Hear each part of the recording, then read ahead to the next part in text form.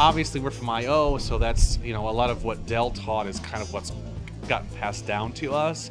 But I also know for me, it was a matter of, I've been teaching now for 5 years, and I know when the first couple of years I taught, it was kind of what I gleaned from other teachers, and then eventually it kind of just became, well, this isn't really what I do when I'm on stage, so I want to teach a class from my perspective and what I do and what works for me, so I don't feel like I'm selling somebody else's ideas, but it's really honestly what I do. So when a student comes and watches me perform, they're not seeing me do something completely different than what I'm teaching in my class, that it's actually something that can be applied.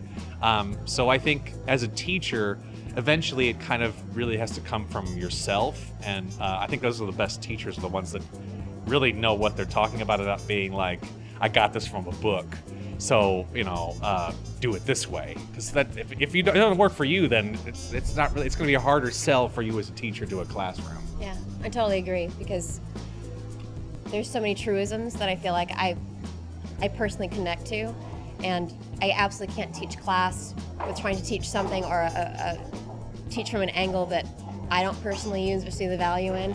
So I think that we're all accruing all this great stuff. There's so many great teachers that I've had, and although I never got the chance to meet Del, I feel like things that Del said that really resonate with me, I use that as well. So I think it's a shared thing, and it just your knowledge accrues and you use that. Yeah.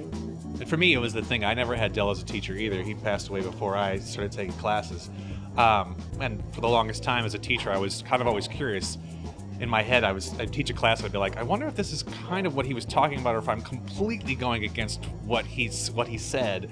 And every once in a while, I'll see a video now of him talking about improv, and it's really exciting to hear he says things word for word that what I say to my classes. I'm like, oh, thank God, okay, we're on the same page. We are on the same page. Awesome. Right. Right. I'm not a fraud.